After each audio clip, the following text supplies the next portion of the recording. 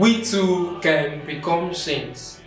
With the life of Blessed Cyprian Iwene Tansi, which we are going to briefly look at, we will see the great possibility of becoming saints, not minding our race or color. All we need to do is to first and foremost become good Christians. Let me remind us, to become a saint, we need God's grace and our own personal efforts.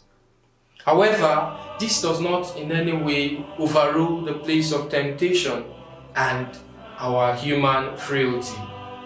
Rather, we stand the chance of overcoming when we subscribe to the grace available with our own little human effort. I tell you, friends, though we are all making efforts to live saintly lives on earth, if God's grace and our personal efforts were not there, who would believe that Iwene Tansi, a poor Nigerian, would dare become a priest, or even think of a person from a lineage of traditional worshippers becoming the first Nigerian to be recognized by the church as blessed, awaiting canonization? This black man was born in 1903 near the ancient city of Aguleri in southern Nigeria to an Igbo farming couple.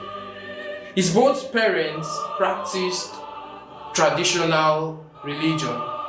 Perhaps this might surprise you, but the life of Christ was seen all around him. At a young age, this young lad was sent to school by his parents in a Christian village. 3 years later, he was christened Michael by the Irish missionaries. At the age of 16, he obtained the school leaving certificate that qualified him to become a teacher. However, he taught in Onitsha for 3 years, and another 3 years he was headmaster in Aguleri. Michael's love for God made him join the seminary.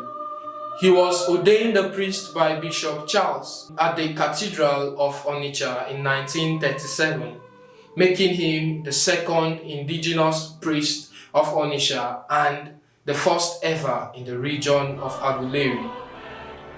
As a priest, Michael's life was backed by intense prayer. He was a fruitful teacher and preacher. He catechized and set up prayer centers and shelters for young women and girls with the purpose of Christian formation, with a view of preparing them for marriage.